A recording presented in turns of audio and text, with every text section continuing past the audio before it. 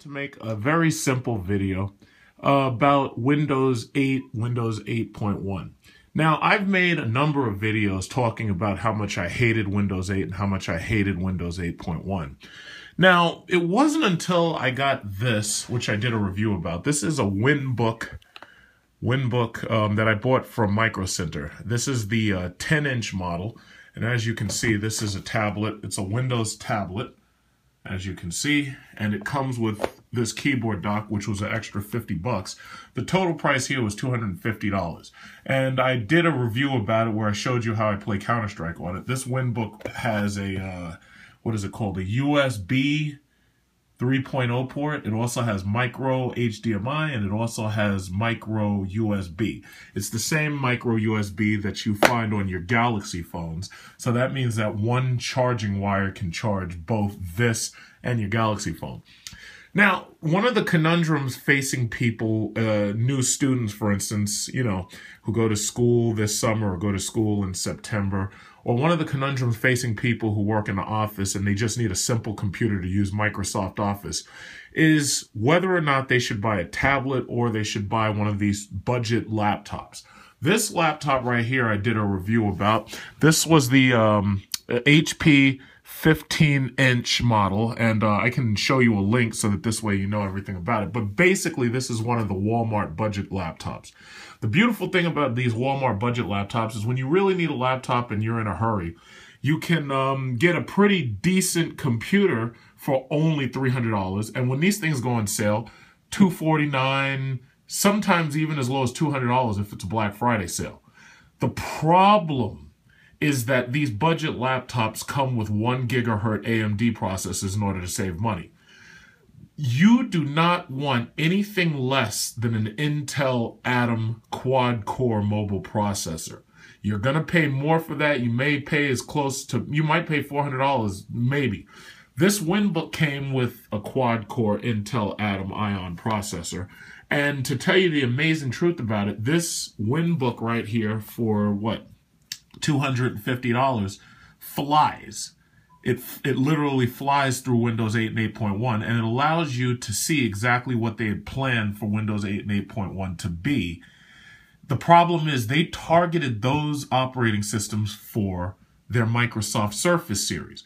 Now, mind you, this WinBook does not run Microsoft Surface. It runs the full version of Windows 8, 8.1, just like this laptop does. That's why I was attracted to this, and the more I use this, the more I actually end up liking Windows 8 and 8.1.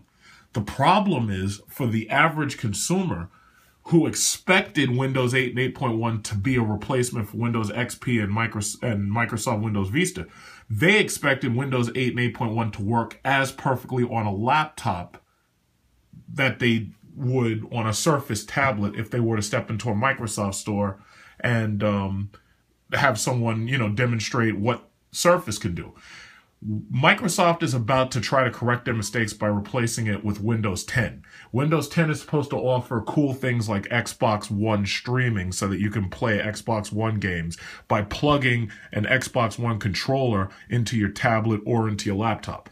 I think that's a great idea if they can make it work and make it work properly or perfectly. I would love to see that. In fact, I'd probably go out and buy a gaming computer, which you don't even need because streaming games don't require you to have on-site processing power. They play through, high-speed networks, and it's mostly a video system, just like OnLive, which is a system that failed because what they, forgot was that, Microsoft and Sony had basically divvied up the market already, and nobody had extra money for anything extra, especially if it was esoteric. But Windows 10 sounds like it's going to be great. I'm going to obviously test it first, and if it really looks good, I may buy a full Microsoft Surface tablet, even if it costs like $2,000 or $3,000. But I'm going to buy one that has a 12-inch screen and also comes with the keyboard dock. The Microsoft keyboard, I'm not crazy about because the Microsoft keyboard has that soft material and it's designed to be like a membrane typing system. I don't like that. I like actual buttons because they give me the more tactile feel. So basically what I'm going to do at this point is, now that I'm about 5 minutes in, I'm going to show you a couple of things that each of these computers do differently. Let's start up with boot time. Let's see how long it takes these things to boot up if they're started at the same time. Okay, so I'm going to push the computer button first, and I'm going to push the tablet. The computer whirs up, the tablet comes right on because it's a tablet. The beautiful thing about these tablets is that tablets have instantaneous on and instantaneous off once their operating systems have been loaded into memory. So the tablet is now on, and I'm still waiting for the computer. Now, as you can see, the tablet's ready to go. So if I touch the desktop screen, tablet's ready to go. No problem with the tablet. The tablet is absolutely ready to be used, and I'm already getting my Facebook updates. Look back here at this laptop. Now, some people might say, well, if you get a solid state drive for your laptop, you can cut down those times considerably, but the problem still remains that this is a laptop, not a tablet. The tablets are designed for this high speed on, high speed off. Laptops aren't. It has to load too much into the memory and this, that, and the other. Now, some people are willing to wait for it, but let's say you're, traveling, or if you need one of these things for purposes that require, not a lot of time in between turning it on and turning it off, well, the laptop loses, and it's going to keep losing. While, but the laptop has finally, after that amount of time, gotten to its welcoming screen. And even after it gets to its welcoming screen, it's still trying to load up all the things in memory and this, that, and other. So let's go online and let's try to use an app. Let's try to use one of the apps here so that we can look and see how about the boot time. Let's see about booting time and how the apps work. HBO Go is available in the store. So if I go to the store, I can download the HBO Go app on the laptop. Now, let's basically see about streaming video. That's what we're looking at. So let me go right here to the store. Let's look for HBO Go in the store. Now, mind you, the laptop is still searching for it. So during this time, that is still searching for it. Where's the store app?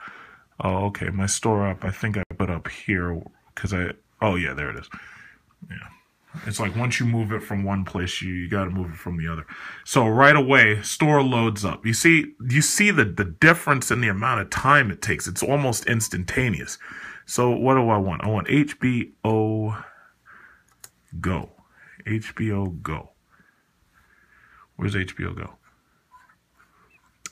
If I'm not mistaken, it looks like HBO Go is not available yet. No HBO Go yet, huh? I have it on my Xbox One. I'm really surprised there's no HBO Go app.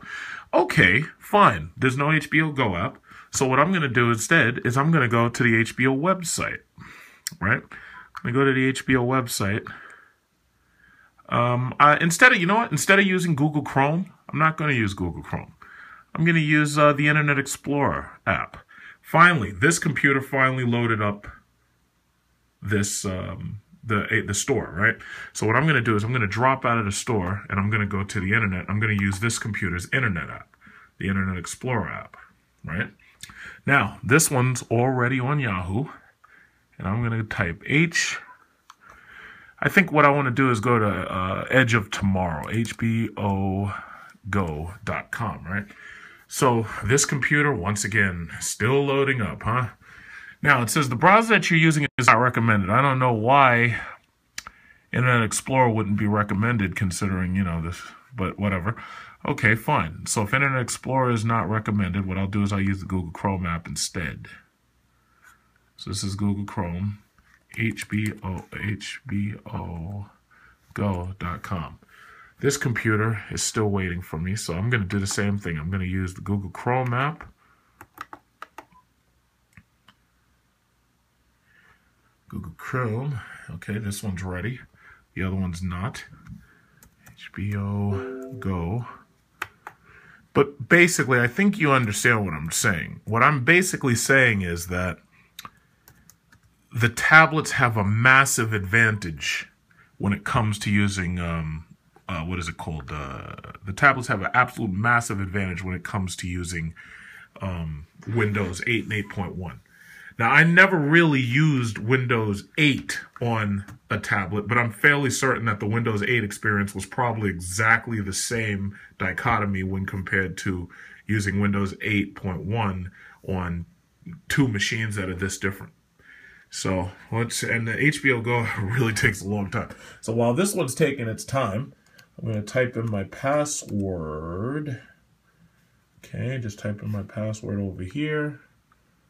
Okay, I'm going to sign in. So I'm signed in there. So let me go right here, sign in here. So I get the HBO Go on there. So what I'm going to do is I'm going to look at movies. So I just want you to see how fast everything moves. Edge of Tomorrow, Tom Cruise's movie. Live, Die, Repeat. It was a pretty good movie, actually. I kind of think it's odd that the mimics or the aliens in the movie, I kind of think it's odd that the aliens were supposed to have so many advantages. Oh, and it already loaded up because I was already watching it. So as soon as I turned it on, it loaded right up and right back to the point that I was watching. So where's, yeah, I just go, and let's say I click another part, goes right to it. Mind you, it's on the same Wi-Fi as the laptop. Loads right up, no problem. Full screen it. Let's see, full screen, boom, right up, no problem. And you're there, you're fighting this, that, and the other. Tom Cruise is kicking machine ass with his Scientology. So anyway, we go over here. And this one wants to, now watch how long it actually takes. So I'm going to just, I'm going to log in with Verizon Fios.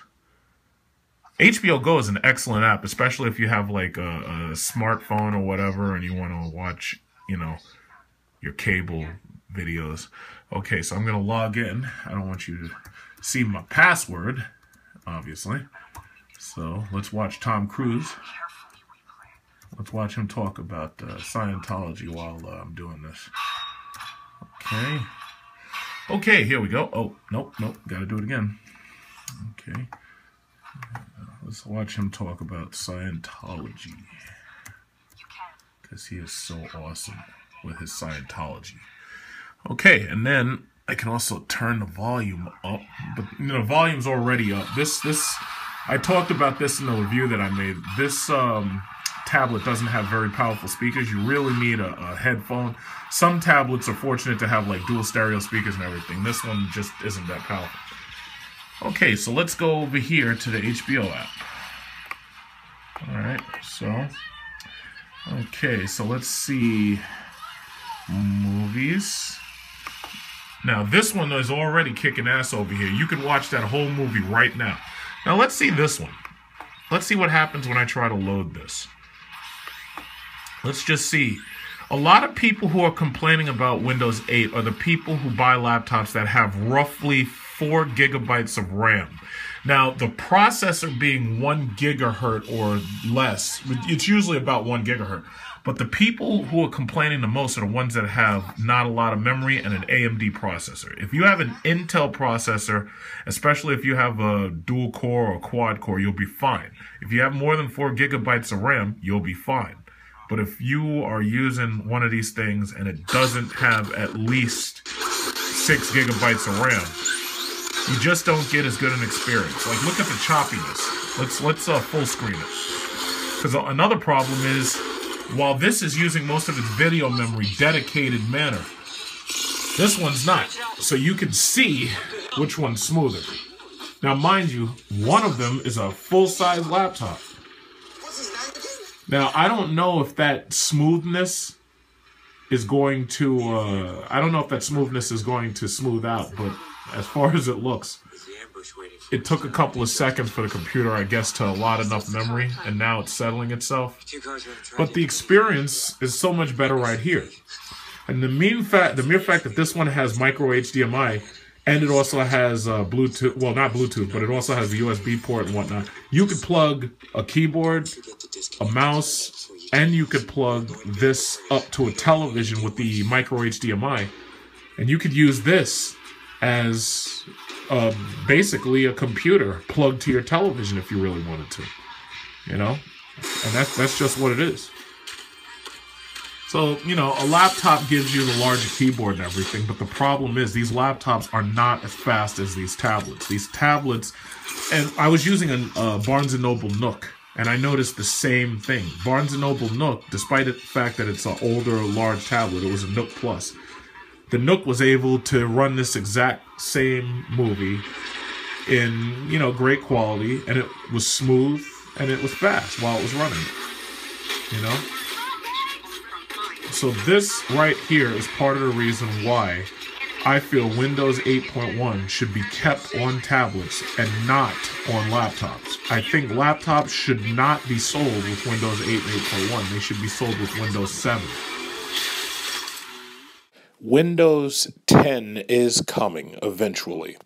Basically, it looks like they're trying to get back to the basics of Windows that we've known since Windows 95 and try to integrate all of the stuff that they added in with Windows 8. The touch screen is a must to use these new operating systems. And apparently their main focus is cloud-based everything. They want Microsoft Office to be cloud-based so that you can access it from anywhere on any computer. I agree with that. I think that's a great idea. They want you to be able to play your Xbox One games online over streaming networks. I think that's a great idea too. But the main problem I need fixed is the interface. I need the interface of Windows 10 to be the same as the interface of Windows XP. And Windows XP is doing extremely well on most systems because it requires so little when we have computers that provide so much. And the only downside that I saw was really the security features, which have been hacked God knows how bad, but hopefully they can do this. And the beautiful thing about it is if you currently have Windows 7 or Windows 8, Windows 10 will be a free download for you.